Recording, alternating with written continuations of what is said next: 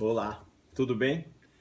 É, Essa aula, ela é a princípio voltada para os alunos do curso de Direito da UCDB, turma de sétimo semestre, Direito Processual Civil 3, e em razão da quarentena que nós estamos passando, estamos elaborando uma série de atividades por meio do AVA, que é um ambiente virtual acadêmico, para que nós possamos passar aos acadêmicos o conteúdo de sala e que todos participem.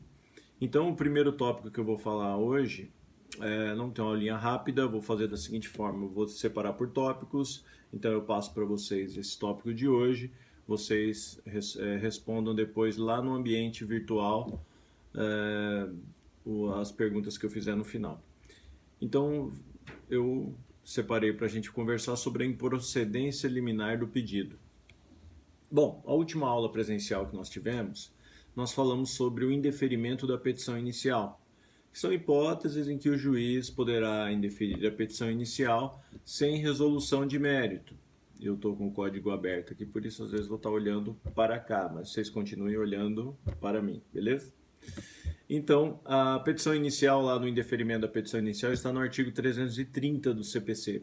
O 330, ele dispõe sobre hipóteses em que o juiz, depois de determinar a emenda ou quando essa não for possível, o juiz ele extingue o processo sem resolver o mérito.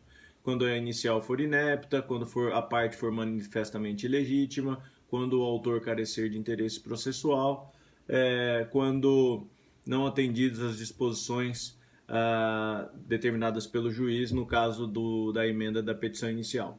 Então nós falamos disso na aula passada. Só estou comentando sobre essa parte que é para que você faça um link com o conteúdo. Aí, nesse momento, eu vou falar para você sobre o artigo 332 do CPC, que justamente fala da improcedência liminar do pedido. O que vem a ser improcedência liminar? É a possibilidade do juiz, ao analisar a petição inicial, verificando que a causa de pedir e o pedido apresentado se encaixa em uma das hipóteses do artigo 332, o juiz, liminarmente, ou seja, antes mesmo de citar o réu, o juiz ele já passe a julgar o mérito da causa. Então, o juiz indefere a inicial, julgando o mérito, ele dá uma sentença naquele momento. Nós poderíamos dizer até que é um julgamento conforme o estado do processo, porque o juiz, ao despachar a inicial, ele já dá uma sentença naquele momento, julgando improcedente a ação.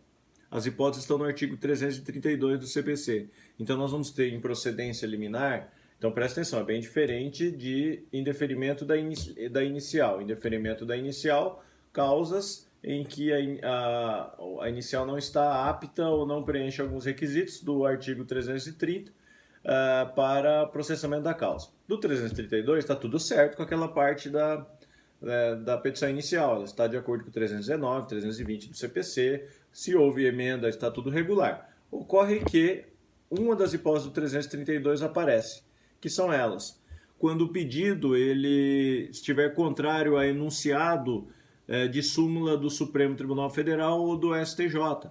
Quando o pedido estiver em desacordo, ou melhor, estiver no mesmo sentido de acórdão proferido pelo Supremo ou STJ, que julgou improcedente, ou que manteve a improcedência, melhor dizendo, a respeito da mesma causa de pedir. Quando o entendimento firmado em incidente de resolução de demandas repetitivas também estiver no mesmo sentido do pedido elaborado na petição inicial.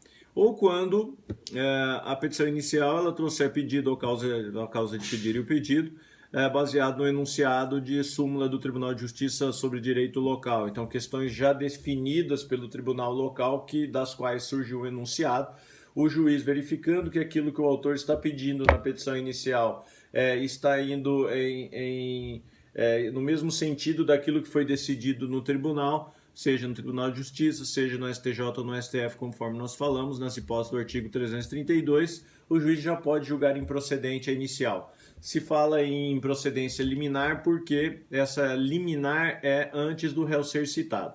Um outro ponto que deve ser observado que é bem importante: cabe ao autor apresentar recurso de apelação dirigido ao próprio juiz da causa. O juiz da causa, quem proferiu a sentença. O autor propõe esse recurso no prazo de 15 dias. Esse recurso será dirigido ao juiz e o juiz, analisando os requisitos do recurso, ouvirá a parte contrária. No juiz, em 5 dias, ele terá a oportunidade de reconsiderar a sua decisão e mandar processar a causa. Ou mandar subir o recurso para o tribunal, caso ele não reconsidere a decisão. Então, esse recurso será julgado pelo tribunal e, posteriormente, haverá aí o prosseguimento ou não da causa. Beleza, então, basicamente, o artigo 332, ele nos fala sobre a improcedência liminar do pedido nessas hipóteses.